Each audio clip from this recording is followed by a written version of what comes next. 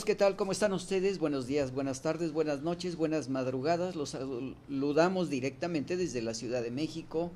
Y bueno, ustedes saben que todos los viernes de 7 a 8 de la noche estamos platicando con ustedes a través de este proyecto de trabajo Tertulia Nocturna. Tertulia Nocturna tiene un objetivo muy importante: hacer la editorial de todos los programas y de todos los proyectos que se han presentado en los periódicos de circulación nacional.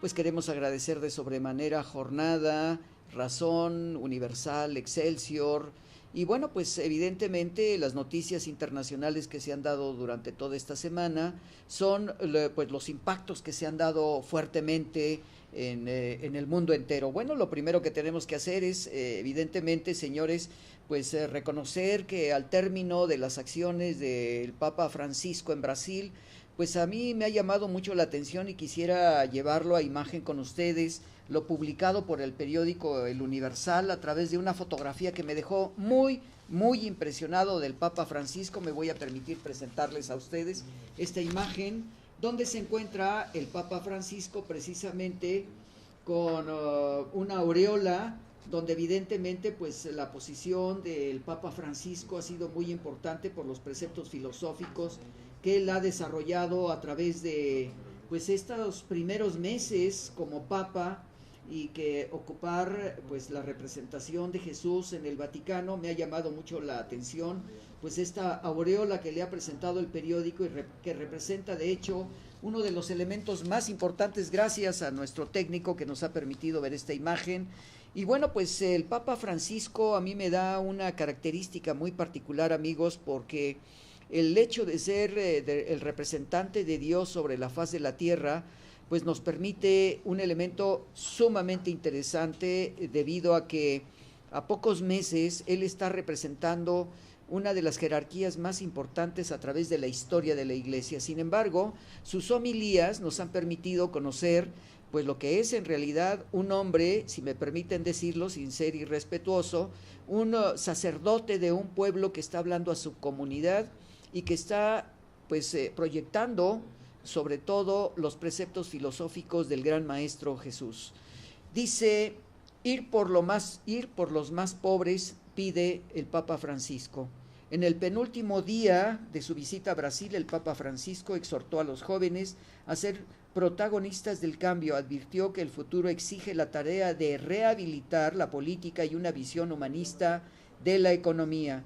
Defendió la laicidad del Estado e hizo una autocrítica a la Iglesia Católica. Bueno, evidentemente todos los papas cuando llegan a este trono hacen una serie de comentarios muy importantes, y él está teniendo una influencia de cambio en lo contemporáneo a pues precisamente los evangelios de Jesús, pero precisamente dándole una apertura hacia los elementos contemporáneos. Dice: pidió no tener miedo a entrar en el corazón de su noche. ¿Cómo lo podríamos interpretar? Al corazón de su noche, bueno, pues son los miedos internos que tenemos, esa oscuridad que está permanentemente en nosotros. Salir a la calle, acercarse a los más pobres, quienes tienen sed, pero sed de Dios. Como ven ustedes, esta publicación del periódico Universal nos da una de las pautas más importantes para entender el acercamiento del Papa Francisco a los jóvenes del mundo que están desperdigándose por ahí en algunos conceptos. Jóvenes, no tengan miedo, dice el periódico Excelsior. Ante 3 millones de peregrinos congregados en Copacabana, el Papa pidió anunciar con valor a Cristo para erradicar la violencia y el mal en el mundo. La siguiente Jornada Mundial de la Juventud será en Cracovia. Bueno, pues estos son los elementos, pero lo que más nos ha llamado la atención de que el Papa Francisco, en su homilía general y en la presentación que hizo ya estando en el Vaticano, y sobre todo los comentarios que hizo en el avión cuando iba regresando directamente a Roma, dice: tiende la mano a los gays.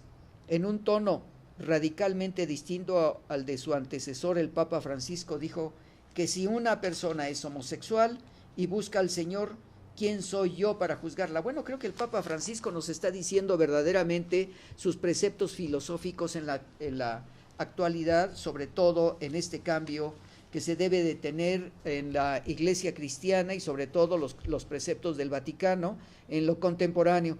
Bueno amigos, pues esta es la primera parte. Yo quisiera ahora pedirle a nuestro técnico que nos permitiera conocer a nuestra invitada que tenemos aquí, precisamente a la psicóloga Luz Matilde Escartín Morales, quien va a colaborar con nosotros.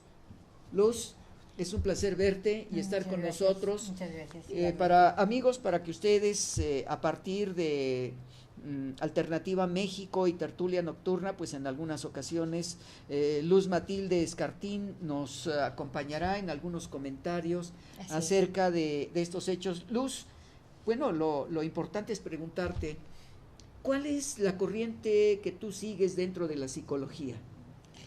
Bueno, para mí la corriente que actualmente es más importante dentro del trabajo porque permite abarcar, justo retomando un poco lo de las noticias que estabas comentando con respecto a la integración de todas las tendencias y los comportamientos humanos, es la de Jung.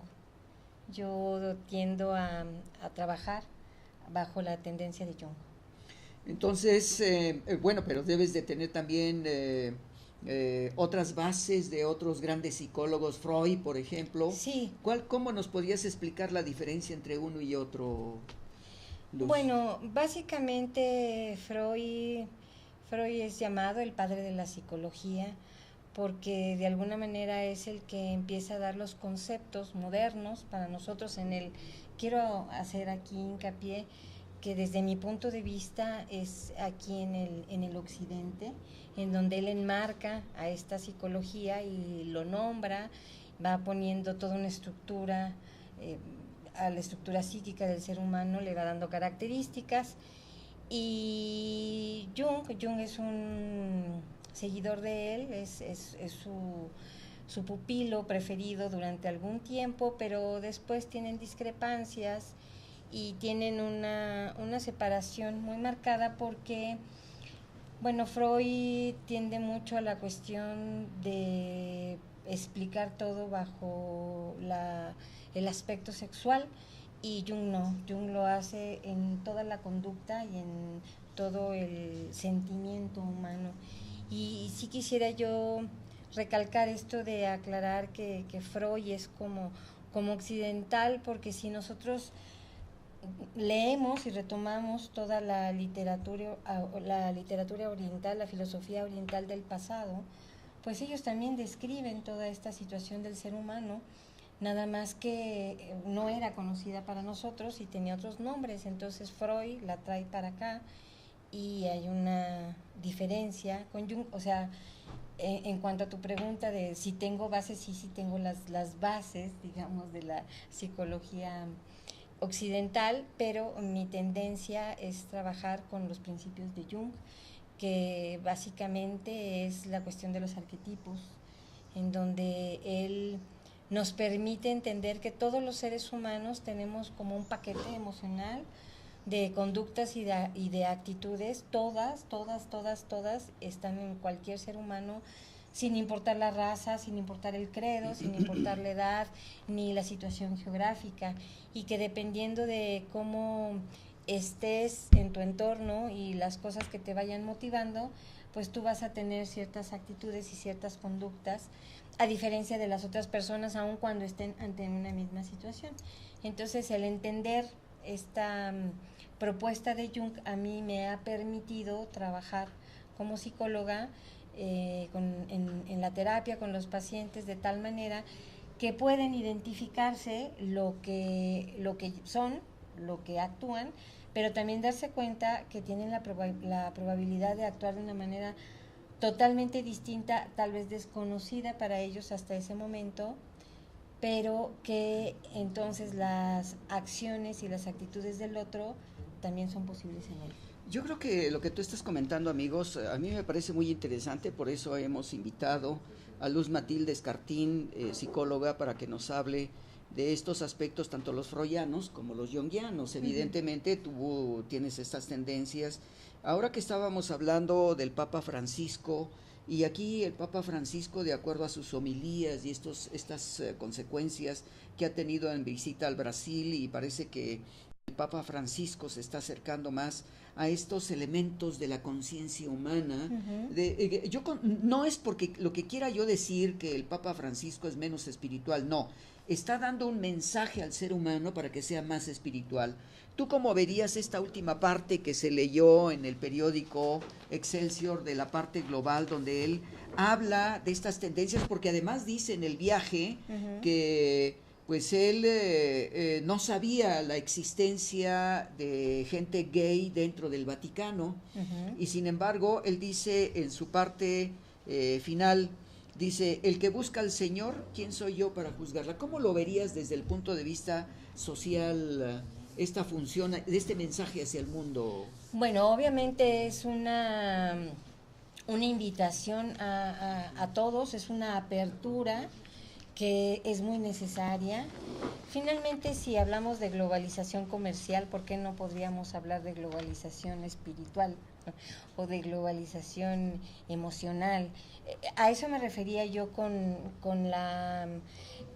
toda la teoría de Jung. Nosotros somos capaces de todos, es decir, científicamente está comprobado que hay animales, entre los leones, por ejemplo, puede haber leones homosexuales, digamos, por distintas circunstancias. Está visto que no solamente en los seres humanos, sino también en los animales se puede encontrar esta conducta sexual. Entonces, no es más que eso, una conducta sexual, es una preferencia. Se supone que desde el punto de vista católico, la sexualidad está básicamente hecha para la reproducción, pero actualmente, bueno, pues yo desde un particular punto de vista puedo y quisiera yo decir que si tomamos en cuenta que siempre la naturaleza va a estar buscando un equilibrio de manera natural, claro. El ser humano como tal, y también visto desde Freud, que tiene una sexualidad, necesita desarrollar esta sexualidad. Sin embargo, somos millones de seres humanos, estamos sobrepoblados, y yo diría, de una manera muy personal, quiero aclararlo, no lo he leído en ningún texto ni bajo la firma de nadie, que tanto la homosexualidad como el lesbianismo podría ser una forma natural que la Tierra está teniendo para que ya no haya más seres humanos sin dejar de practicar la sexualidad, que es una parte muy importante del desarrollo. Bueno, yo creo que lo que tú estás diciendo y lo que está diciendo en estos momentos Luz es uno de los elementos que ha vivido la historia de la humanidad. Y recordemos, Luz, que en el Imperio Romano muchos de los emperadores pues tenían estos elementos de bisexualidad, por decirlo de una manera, sin llegar a otros extremos, pero dice el Papa Francisco: ¿quién soy yo para juzgar a los gays? Dice Francisco durante su vuelo al regreso al Vaticano. El Papa aseguró que el problema de los lobbies gays y no las tendencias homosexuales. También habló del papel de la mujer en la Iglesia y de las reformas al Banco del Vaticano. O sea que fíjate qué interesante que el Papa Francisco está tocando varios puntos. Él habla de la mujer, el papel de la mujer en la Iglesia, y a mí sí me llamó mucho la atención porque imagínate que le pregunta a uno de los periodistas en el avión cuál era su opinión acerca de la participación de la mujer como sacerdote, y él dice que no. Y esto pues determina, pues no podemos decir que el Papa Francisco sea un misógino, no, sino simple y sencillamente que probablemente algunas de las normas escritas en la propia Biblia, en el Nuevo Testamento, está estableciendo esto. ¿Tú qué opinas de ello como psicóloga? Bueno, Luz. Definitivamente estamos viviendo una época de igualdad de género en muchísimos aspectos, pero también es cierto que desde físicamente no somos iguales, o sea, somos complementarios. Yo creo que esta igualdad debe de basarse precisamente en complementarse y no en estar viendo a ver quién gana qué cosa, ¿no? Y creo que hay ciertos rubros y ciertas cosas que definitivamente pertenecen al hombre y otras que pertenecen a la mujer. Tal vez no sea muy igualitaria la comparación, pero así como la mujer tiene la maternidad, en el caso de la Iglesia Católica, bueno, el hombre es quien tiene el liderazgo, ¿no? No sé si en algún momento pudiera llegar a haber una líder mujer, si fuera necesario, si fuera conveniente, pero hasta donde se estipula, pues definitivamente tiene que ser un hombre. Y estoy de acuerdo contigo, no me parece que su actitud sea misógena o algo por el estilo, simple y sencillamente hay normas, hay reglas, hay parámetros, estatutos, que son los que fundamentan, en este caso, una religión, y que hoy por hoy pues no pueden ser violentadas. Tal vez más adelante, por alguna circunstancia, pudieran llegar a cambiar. Sí, yo creo que lo que estás mencionando, Luz, determina que por ahí hay una leyenda negra, el Papa Negro. Y ese Papa Negro se menciona precisamente que en una etapa de la historia de la Iglesia existió una mujer papisa. Y por ahí hubo una película donde se desarrolla toda una estructura, pero bueno, ese es parte de otro elemento. Yo creo que debemos entender que las religiones, como lo que sucedió en Grecia, a través de estas vestales que eran las encargadas de cuidar pues las imágenes de las deidades más importantes, y sobre todo la mujer que era la encargada, mujeres vírgenes que eran encargadas pues de la custodia de preceptos filosóficos teológicos. Yo creo que lo importante, como tú dices, en un momento determinado vamos a ver qué ubicación se da con el tiempo a través de esta estructura teológica, filosófica, más que nada. Bueno, amigos, pues aquí está precisamente Luz Matilde Escartín Morales para hablarnos de los temas que nosotros vayamos a manejar hacia el futuro. Ella, desde luego, pues tiene una gran preparación. ¿En dónde más estudiaste, Luz? Bueno, tengo varios diplomados, algunos de ellos... cuando recién aquí en México empezó a entrar esta cuestión de la criminología, tomé un diplomado, todavía, esto fue hace algunos ayeres, ni siquiera era visto como una posibilidad, al igual que la psicología, como un medio que pudiera utilizarse o que fuera científico o fiable. Sin embargo, ya en aquel entonces se estaba planteando la posibilidad de llevar todo un esquema y todo un seguimiento para poder determinar tanto las causas como el nivel de delincuencia dentro de una persona, ya fuera por robo, o por matar, o por violar, o etcétera, etcétera, ¿no? Y qué tanto es por cuestiones sociales, por cuestiones obligadas, o ya una cuestión patológica, ¿no? Todo un protocolo que bueno, apenas recientemente se estableció precisamente para que nuestra cuestión de justicia sea llevada más rápida y sobre todo con resultados que sean reales y que sean sustentados, y no como aparentemente antes era, pues sin tanto protocolo, ¿no? Bueno, yo creo que lo que estás diciendo, y amigos, la verdad es que invitar a Luz Matilde a estos programas como psicóloga ha sido precisamente una serie de temas que hemos estado tocando para que ella comente acerca de la problemática sociológica que se está dando, yo le llamaría psicosociológica, que se está dando en el mundo.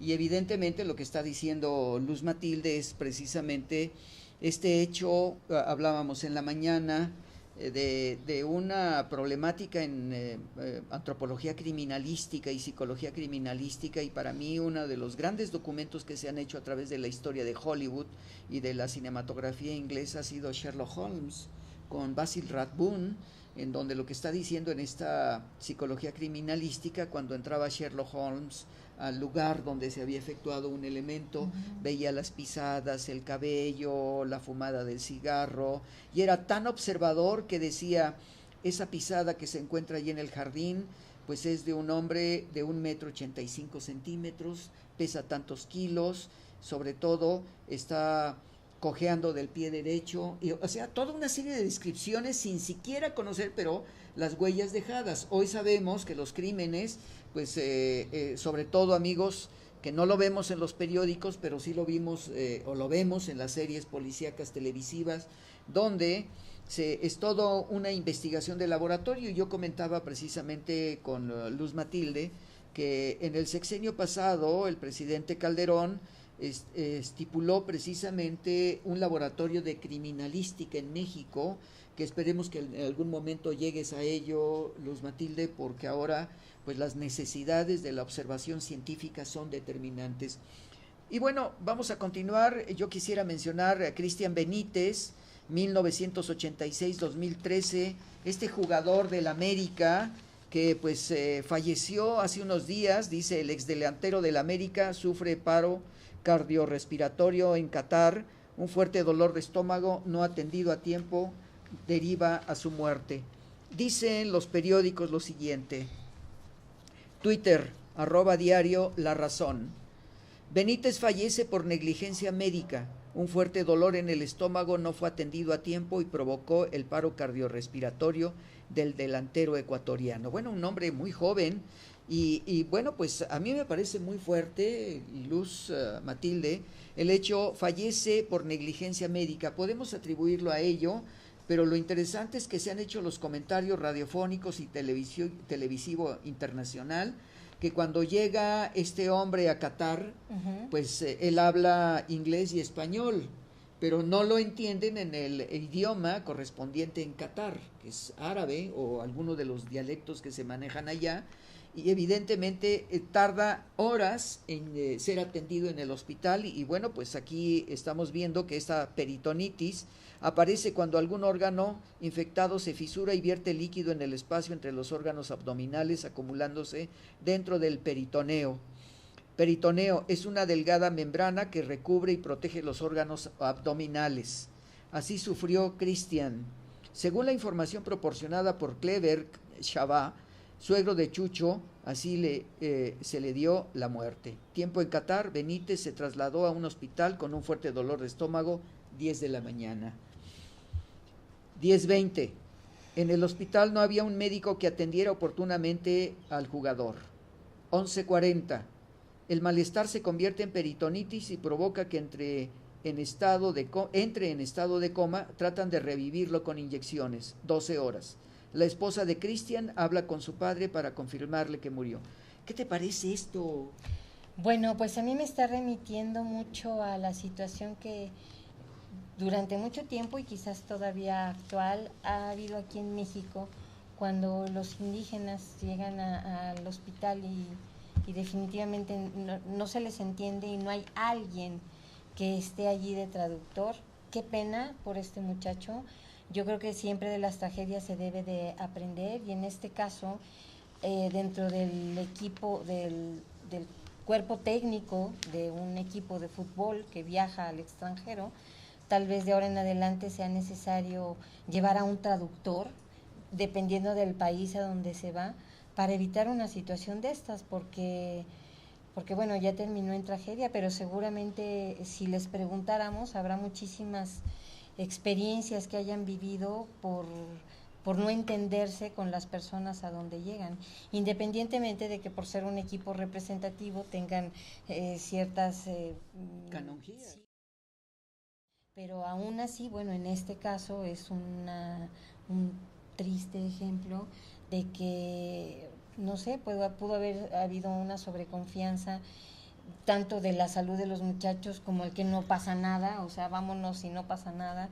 No prevenir. Yo creo que aquí habría que, al igual que la psicología durante muchos años no se ha visto bien en México, y bueno, igual que toda la medicina debe de ser preventiva y no curativa, y este es un claro ejemplo. Creo que a partir de aquí valdría la pena que la Federación Mexicana de Fútbol tomara en cuenta este suceso para evitar una posible situación similar más adelante, y que independientemente del país al que vayan, pues cuenten con alguien, por lo menos una persona que tenga la capacidad de traducir y de entenderse con los lugareños. Yo creo que tiene razón en este aspecto. Yo creo que la responsabilidad por parte de los equipos es no haber tenido un traductor, porque sobre todo este hombre acababa de ser contratado con una cantidad muy fuerte en dólares, y sobre todo ya estaba la familia ahí, que de repente llegas y nadie te entiende a la hora de llegar al hospital, porque estos son los accidentes. Más adelante veremos algunos elementos de tanatología, que sería muy interesante comentarlo hacia nuestro público de todas partes del mundo. Recuerden ustedes que nos están viendo en más de 72 países en Europa, pero la mayor parte de América Latina y Sudamérica. Y si a alguno de ustedes les interesa este concepto, amigos, pues aquí está. Si quieres leernos tu información para que se comuniquen contigo, si quieren saber algún dato importante a través del internet o a través de tu Twitter, si es que lo tienes. Claro que sí, muchas gracias, con mucho gusto. Mi correo electrónico es escuadras, la última es con Z, escuadras@hotmail.com, esa Z es como si fuera de luz, escuadras@hotmail.com, y con todo gusto yo estoy allí para servirles. Si tienen alguna duda, algún comentario, será bien recibido. Pues te vamos a pedir, por favor, Luz, que lo repitas un poquito más lentamente. Más lento. Si usted no ha hecho la anotación, amigos, les vamos a pedir que vayan corriendo rápidamente por una hoja de papel, que vayan por una pluma, y si no, le vamos a pedir también a nuestro técnico que nos hagan el favor de poner pues esta información para que ustedes lo tengan mientras que nosotros estamos comentando. Repítelo, por favor. Escuadras, como las escuadras con las que hacemos figuras geométricas, pero la última es con Z, escuadras, Z al final, @hotmail.com. Y pues, mi nombre es, adelante, mi nombre adelante. es Luz Matilde Escartín Morales y estoy para servirles. Bueno, pues amigos, ahí tienen ustedes uno de los objetivos más importantes de invitar a Luz Matilde Escartín a nuestro programa, es porque pues ella va a hacer comentarios a través de las noticias y tendremos temas específicamente. ¿Qué temas consideras importantes que pudiéramos tratar a través de los programas, tanto en tertulia nocturna como en nuestros programas de los lunes, donde presentamos proyectos de trabajo? Alternativa México, ¿qué temas podrías tú mencionar? Bueno, ya los hemos comentado. Bueno, pues de alguna manera la salud emocional, que es una responsabilidad de cada uno, es una responsabilidad, un derecho y una obligación. Yo quisiera hacer mucho hincapié en eso, porque de repente a lo mejor entendemos como obligaciones o como derechos otros aspectos y no el de la salud en cuanto a lo que a nosotros nos corresponde. Ciertamente a veces necesitamos de una institución o de una persona que nos ayude, pero también está mucho en nosotros. Y en este sentido de la salud emocional, pues todas las consecuencias que trae una mala salud emocional, porque se traduce en enfermedades físicas. Y bueno, podemos hablar de muchísimas situaciones, desde el comportamiento de los niños en la escuela, el apoyo que pueden tener los papás en la casa, tanto para la conducta como para la cuestión del conocimiento. Estas propuestas educativas de ahora, en donde lo que realmente se pretende es que se hagan sujetos pensantes, que sean capaces de observar, de analizar, de proponer y sobre todo de tener acciones diferentes de manera individual o en equipo, dependiendo de las circunstancias. Podríamos hablar también del cáncer mamario, del tipo de cáncer que afecta directamente a la mujer, o igual el cáncer de próstata o cualquier otro tipo de enfermedades. Ahorita que estás mencionando esto, Luz, a mí me parece importante, quisiera solamente que lo mencionaras, y es uno de los temas que están en estos momentos muy fuertemente cuestionando al ser humano, porque se habla de alimentos, se habla de desequilibrio. Hace rato Héctor Peña estaba hablando de estos miedos, estos temores, una psicología para ver fantasmas, pero ¿cuál sería este elemento de provocación en la mujer cuando llega al médico en las auscultaciones que deben de hacerse y aparecen en la zona mamaria una serie de bolitas? ¿Cuál, como psicóloga, cómo nos podrías mencionar la problemática del pensamiento femenino cuando esto aparece, Luzma? Bueno, obviamente las mamas, el pecho, tienen mucho que ver se relacionan mucho con la feminidad en todos los sentidos. Entonces el hecho de que a ti como mujer te digan que tienes afectada una de las partes principales que se notan, además, porque son las que se notan externamente, en una enfermedad agresiva, tan agresiva como es el cáncer, bueno, regularmente es una noticia que siempre es difícil de entender, de aceptar en un principio, necesaria, obviamente es necesario cuando existe que se le diga al paciente y a partir de allí hacer todo un tratamiento. Y quisiera yo también decir aquí que a veces, por ejemplo, recién platicando con una mujer que ya tuvo cáncer y que constantemente se tiene que ir a revisar, le toca cambiar de médico y entonces este médico le hace 10 pruebas y la empieza a poner nerviosa y finalmente la remite a otro lado. Y entonces ella me decía que sí se sintió como muy nerviosa, muy exaltada y muy enojada incluso, porque finalmente el doctor la hizo sentirse muy inquieta sin decirle concretamente qué es lo que está pasando, ¿no? Que en el caso de ella que ya tuvo cáncer, preferiría que le dijeran, a ver, hay esto y vamos a tener que volver a empezar, o ella le explicó, bueno, es que yo ya tuve y a mí ya me pasó, que también puede ser lo que se esté viendo en los estudios. No sabemos qué pasó porque esto es reciente, todavía no tiene los otros estudios. Si a lo mejor el doctor, aparentemente era un doctor joven, sintió desconfianza en dar el diagnóstico, pero yo creo que en esto que tú estás mencionando está la otra parte de todo el protocolo que deben de seguir los doctores para dar una noticia como esta.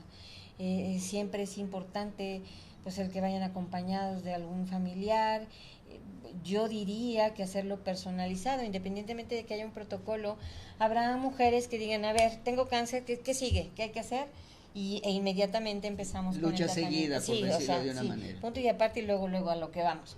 Y hay quienes necesitan desde un tiempo para asimilar la información y saber que tienen una enfermedad a la cual hay que tomar con ciertas medidas, desde, no sé, un tratamiento, una operación, en fin, y toda la gama de posibilidades de respuestas de una mujer, pero también la gama de posibilidades que debe de tener un médico para dar una noticia. Sí, yo creo que es el equilibrio, y lo que estás mencionando es el equilibrio entre el especialista y el enfermo. Así es. Y en este caso, bueno, lo vamos a dejar para la siguiente etapa, amigos, en el próximo programa que tengamos con Luz, que nos traiga precisamente una serie de comentarios, imágenes que vamos a traer también, o sacarlas de la información de lo que se ha publicado a través de algunos periódicos, estas informaciones previas sobre el cáncer mamario, el cáncer vaginal, el cáncer de médula, el cáncer de cerebro, y que bueno, la naturaleza es ahora tan rara, y digo tan rara porque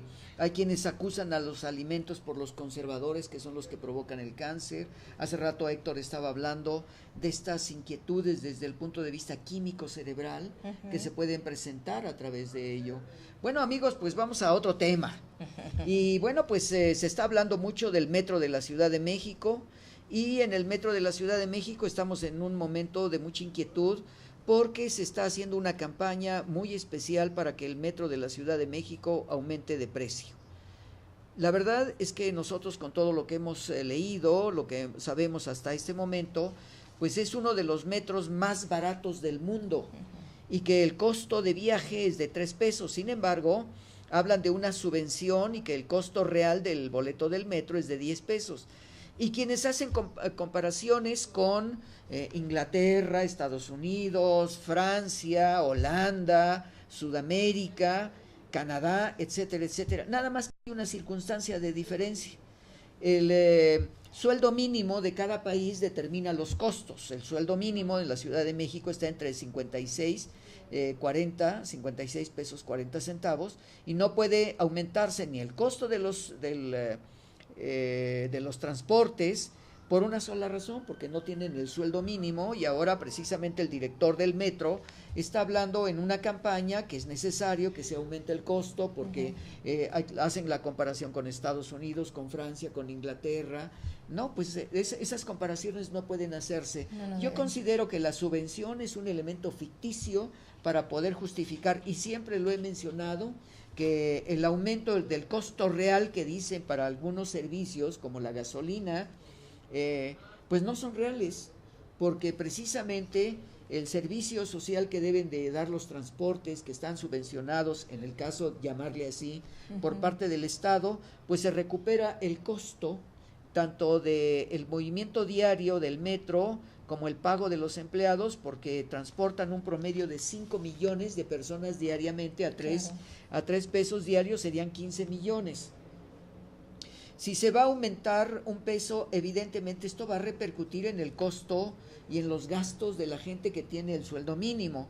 No así todos aquellos, porque aquellos que no tienen un sueldo mínimo, que son profesionistas, pues tienen un sueldo verdaderamente por encima del sueldo mínimo diario en la Ciudad de México. Yo creo que aquí es donde debemos tener mucho cuidado, porque dice, el número de usuarios en este transporte está a su nivel más alto, unos 1,800 millones al año, 5.2 millones diarios, fíjate, 5,200,000 gentes, y bueno, pues algunos viajamos en el metro permanentemente, por ejemplo, para llegar a esta estación, tenemos que viajar en lo que se llama la línea de oro, y ahora nos dan la sorpresa, Luz, de que a partir de hoy va a haber una disminución, suspensión de 4 estaciones, 5 estaciones, debido a que hay una serie de arreglos. ¿Cómo que hay una serie de arreglos si apenas tiene menos de un año que acabamos de estrenar la línea de oro, que se ha convertido a partir de ese momento en la línea de cobre? Porque entonces ha bajado de oro a cobre, porque resulta que hay 4 estaciones que hay que nivelarlas. Me pregunto, los que hicieron estudios sobre el suelo, no contemplaron que había hundimientos. Eso no es cierto. Sí, no puede ser. Eso no puede ser. Evidentemente, aquí hay una serie de conflictos muy particulares y sobre todo dice así, saturan el metro, estaciones de la línea 1, 2, 3, B y 12 se concentran en el mayor número de usuarios, en total la red usada por más de 5 millones de personas, la mitad es de la capacidad del sistema de transporte colectivo. A ver, un momento, esto que está aquí corresponde a las líneas que circulan en toda en la red del metro en la Ciudad de México. Se está hablando solamente de la línea de oro, pero resulta que hay un problema, señores redactores. Quisiera yo mencionarle a Francisco Pasos, que es el redactor de este documento, que evidentemente pues el metro debe haberle entregado un documento para que él pudiera hacer su publicación. Dice, en 1969, prácticamente en millones, 1 millón por año desde 1969. 1979, cerca de 7, 8 millones de personas al año, y nos van aumentando el número de personas viajantes en el metro durante 1969 hasta 2011. 2011, pero estamos en 2013. 13. Bueno. Y entonces no estaba, perdón que te interrumpa, pero para el 2011 la línea dorada no estaba funcionando, por lo tanto no entra en la estadística. Claro, pero ahora lo que sabemos es que la publicación dice que se satura en horas pico. Lo que pasa es que hay un error de información, Luz, porque la información que nosotros tenemos de la utilización del metro de la Ciudad de México es que los vagones en horas pico debe de viajar y debe de ambular, por decirlo de una manera, o transitar 1 metro cada minuto para desahogar. Pues resulta que ahora he estado viendo y he estado oyendo algunos de las vías de desahogo del metro, y cada 5 minutos, cada 6 minutos o 7 minutos pasa el metro. Y eso verdaderamente satura, es imposible poder subirse. Quiero mencionarles que el día de ayer yo traté desde las 7 de la noche abordar el metro y eran 8:45 y no podía subirme a un vagón. O sea, perdí 1 hora, 3/4 de hora al interior del metro para poderme transportar a una distancia de 6 cuadras, que era de Zapata a División del Norte. Preferí salir caminando, hice al domicilio de ustedes, hice 7 minutos caminando cuando yo tenía 1:30 de estar, o 1 hora 45 minutos. ¿Por qué? Porque el metro pasaba cada 7 minutos, entonces la saturación de los empleados que salían era verdaderamente impresionante. Quiero mencionar algunos aspectos. 4 minutos bastan para que algunas estaciones se saturen en hora pico. Yo acabo de mencionar cada 7 minutos. 5,200,000 personas ingresan diario a la red del metro. El crecimiento de la red multiplica las opciones de la gente para viajar y eso hace que el movimiento interno sea muy alto. Quiero recordarles, amigos, que tuve la oportunidad de estar en Washington, Luz, y el metro de Washington pues es un metro alfombrado. Verdaderamente tú puedes hasta acostarte en el metro y es tan higiénico y es tan saludable viajar en ellos, y no así lo que sucede en el metro de la Ciudad de México, que a pesar de que solamente en las estaciones a la hora de llegada se le hace un breve aseo, pero esto no debe de ser así, esto debe ser un aseo continuo en el metro. Dice, 14,000 viajeros usan el metro entre las 6 de la mañana y las 10 horas. Bueno, yo he viajado a las 5 de la mañana y he visto que ya el número bastante fuerte de las personas a las 5 de la mañana es impresionante, pero la hora pico es entre las 7 y las 9 de la mañana, que no se pueden abordar precisamente por la irresponsabilidad de los dirigentes del metro. No voy a hablar del sindicato del metro, el sindicato es otra cosa, pero sí los dirigentes que deben de prever todos estos elementos, porque también se han hecho denuncias de que no hay dinero para el arreglo de los vagones o el metro descompuesto. Yo me voy a permitir Adelante. interrumpirte. A mí me parece que hace ratito estábamos hablando de una situación en cuanto a prevenir, una salud preventiva. Y pareciera un elemento totalmente ajeno, pero no, porque viajar tantas personas juntas en un mismo espacio, puede haber un intercambio de microbios, bichos y demás impresionante. Y entonces de repente se quejan de que, o nos hacen saber que no alcanza el presupuesto para la salud pública y para poder sanar a todas las personas que llegan, sobre todo con enfermedades de vías respiratorias. Y yo en este momento se me ocurre comentar, bueno, que no se podría hacer un poco de reflexión en cuanto a qué pasaría si se otorga todo un programa de prevención en cuestión de salud en el transporte público, y en este caso específico en el metro, que es donde viaja una cantidad de personas impresionante, con esterilización de vagones continuamente, con un muy buen aire, con una buena vialidad dentro de los andenes, que no haya posibilidad de que te pegues con el que va bajando o con el que va a transbordar. Hay estaciones en donde los espacios son muy reducidos, de esta línea dorada precisamente, hay pasillos muy pequeños. En fin, yo creo que no sé si sea parte de la campaña para después que nos digan que se va a aumentar el precio, ¿no? Pero yo no creo que sea la solución que los vagones se saturen, porque en lugar de pasar cada minuto, pasen cada 7 minutos. Yo creo que la solución entonces, si es que se debiera hacer un aumento, sería que el metro, aparte de llevarte de un lugar a otro, te diera la posibilidad de que no te vas a enfermar, punto. Sí, yo creo que lo que tú estás diciendo, una de las observaciones es en la línea de oro. Tú sabes que en la línea de oro los 8 vagones llevan precisamente una estructura donde puedes pasar al vagón que tú quieras. Uh-huh.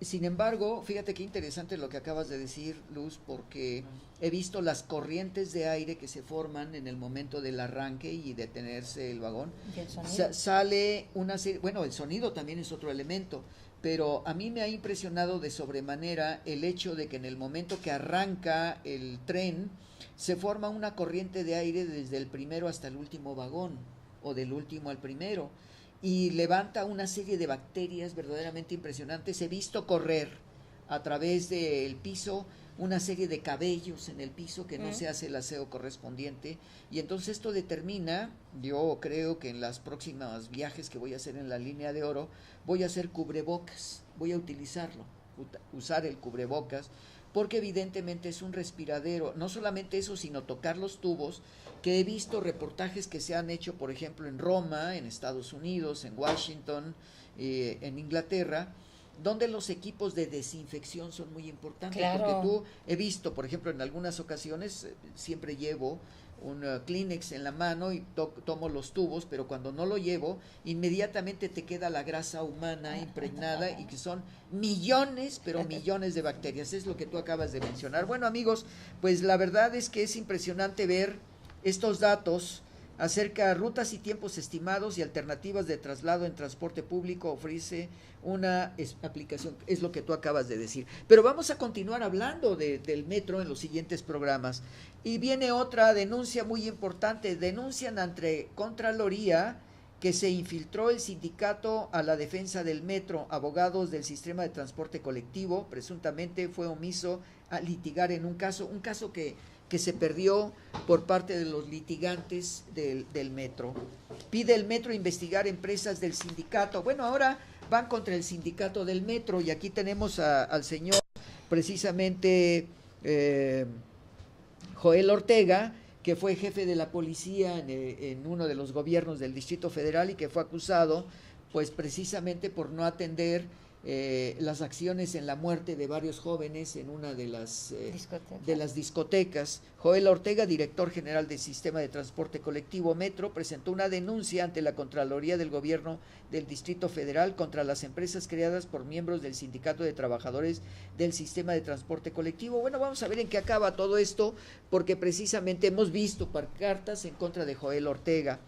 Dice lo que tú acabas de mencionar en otra de las secciones, en el periódico Excelsior: requiere recursos, sistema del metro, recortes en contratos e incluso aumento en su pasaje son estudiados para enfrentar la demanda de usuarios.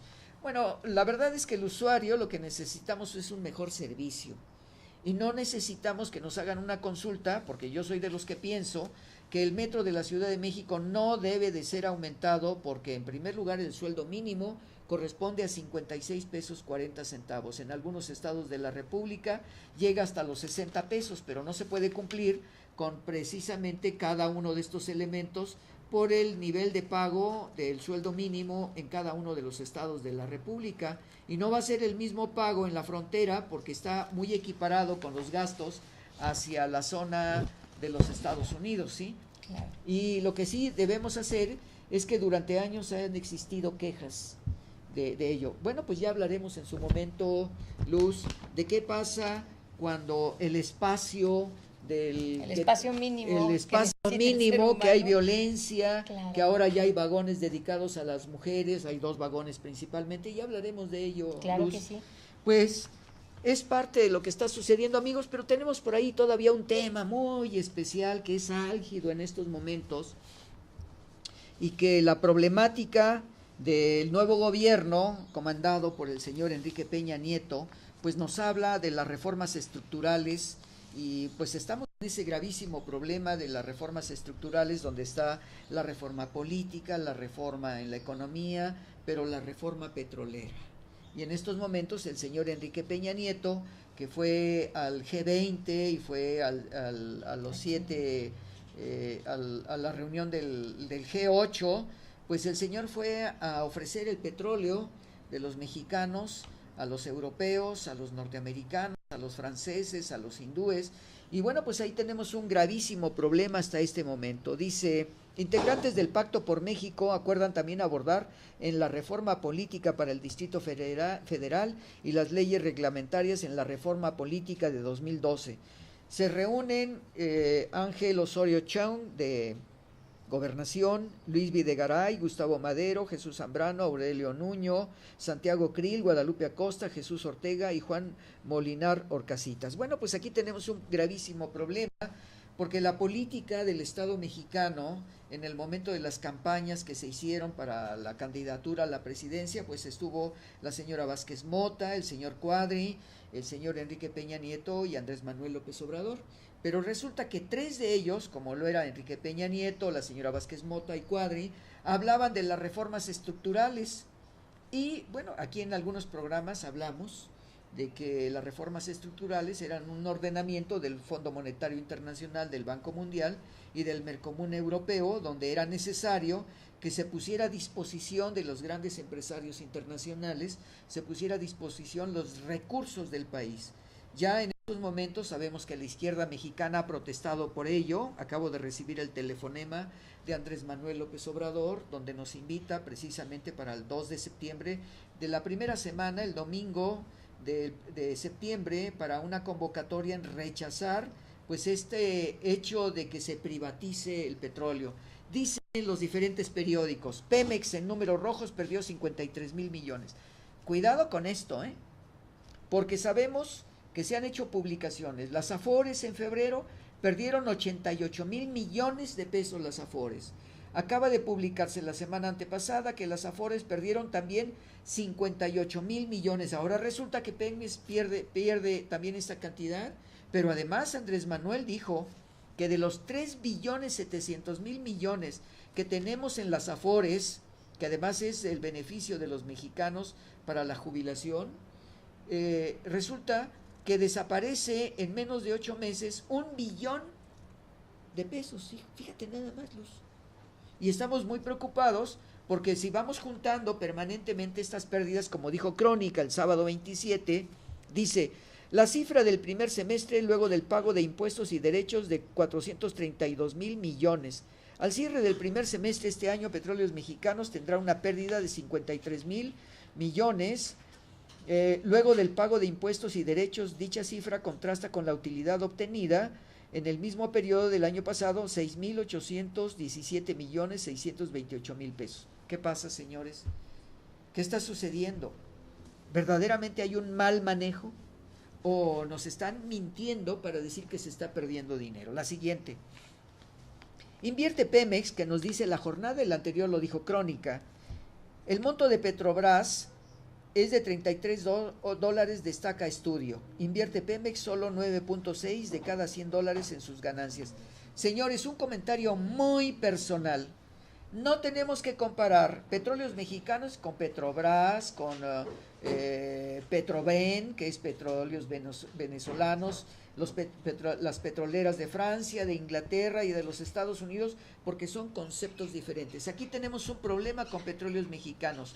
El dinero de las ganancias lo requiere en pago de impuestos la Secretaría de Hacienda y se lleva la mayor cantidad del presupuesto la Secretaría de Hacienda, cuando en este caso lo que debe de hacerse es que la inversión de las ganancias de petróleos debe de ser para la inversión del pueblo. Lo mismo que hizo Hugo Chávez en Venezuela, lo mismo que está haciendo Cuba con su petróleo, lo mismo que está haciendo Brasil con su petróleo, pero evidentemente estamos teniendo problemas en todos los países porque se debe dinero al Banco Mundial. Y dice así, en cartera, el Universal, miércoles 31 de julio, busca estabilizar el producto crudo, proyecta Pemex para la iniciativa privada 1.3 billones de pesos.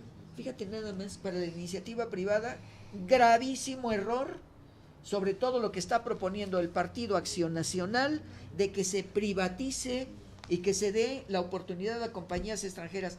Esto no puede ser, de ninguna manera. La reforma electoral y la del Distrito Federal van ahora, además de la reforma en los energéticos. Necesario poner en la mesa el IVA, el Partido Acción Nacional. Bueno, sabemos que el Partido Nacional es el partido de la derecha.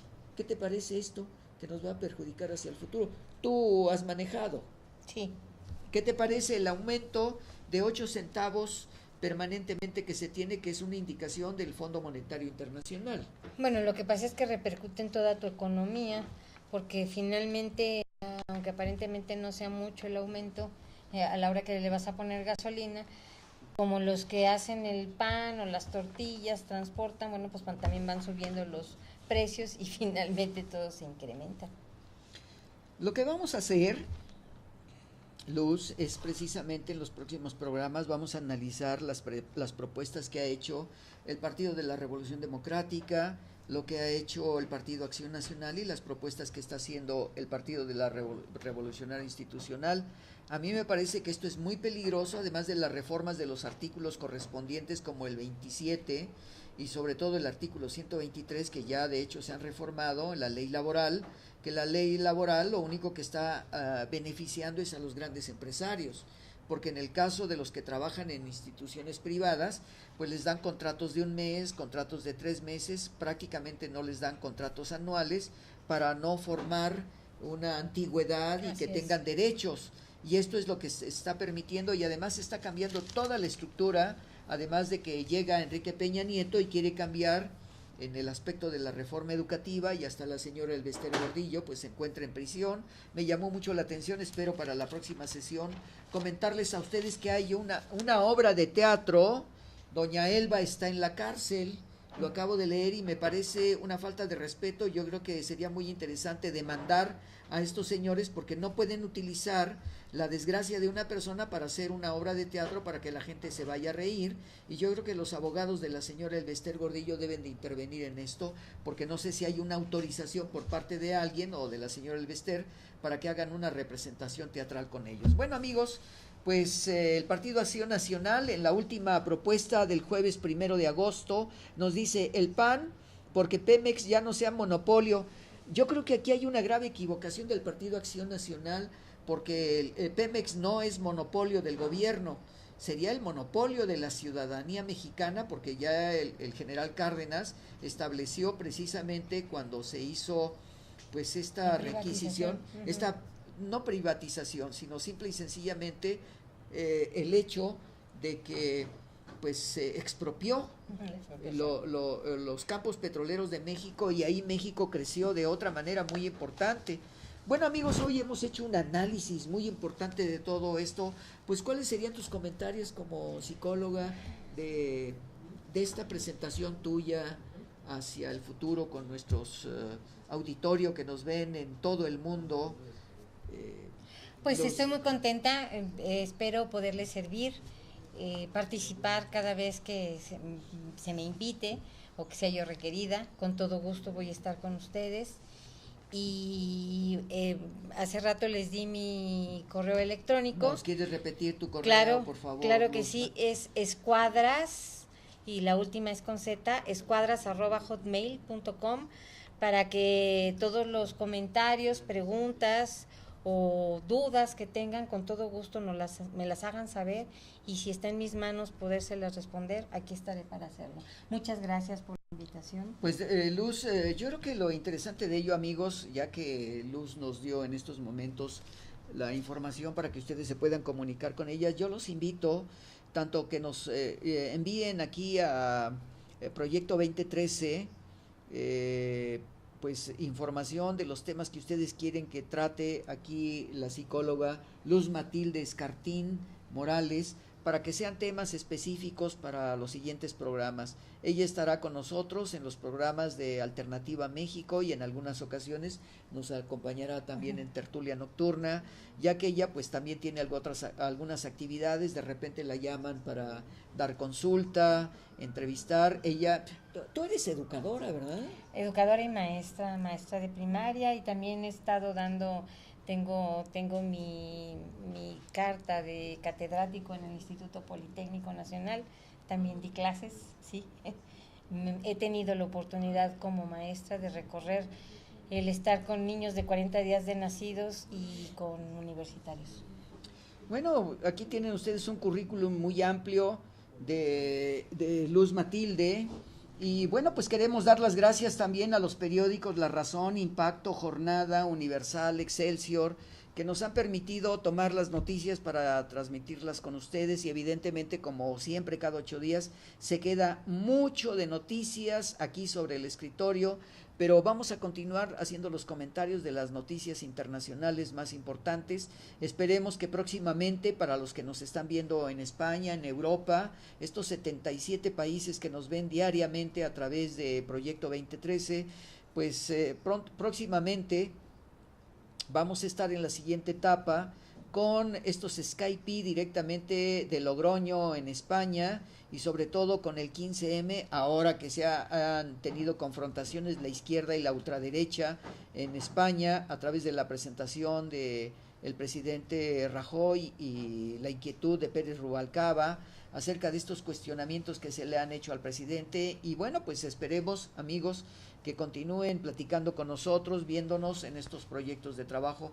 Pues Luzma, muchas gracias. Al contrario. Luz Matilde, muchas gracias por estar aquí con nosotros. ¿Y el próximo lunes estarás con nosotros? Espero estar aquí, claro que sí. Muy bien. ¿Qué tema manejarías para el próximo lunes? Posiblemente lo del cáncer mamario. Bueno, amigos, amigas, pongan mucha atención, porque no nada más es el cáncer femenino, sino el cáncer masculino, aquellos que en un momento determinado, como el señor Douglas, que ya comentaremos qué fue lo que pasó con él, y en un momento determinado, por andar abriendo la boca y hablando de más, pues ya a nivel internacional la medicina le está reclamando por lo que él dijo acerca del cáncer en la garganta, lo que repercutió. Bueno, pues amigos, les agradecemos mucho a nuestros técnicos que se encuentran allá. ¿Nos quieren decir sus nombres, por favor? Eduardo. Olmo. Muchísimas gracias, un placer. Pues gracias a ustedes por habernos apoyado en imágenes. Amigos, solamente les decimos buenos días, buenas tardes, buenas noches, buenas madrugadas, donde quiera que nos vean, y les agradecemos en Tertulia Nocturna, un servidor de ustedes, Carlos Jiménez Hidalgo, desde la Ciudad de México. Recuerden, todos los viernes de 7 a 8 de la noche, los lunes en Alternativa México de 6 a 7, y los miércoles con nuestro director general, quienes estamos trabajando en Conciencia Planetaria Internacional, Gerardo Said. Muchas gracias. Nos vemos, amigos, hasta el próximo lunes. Hasta luego.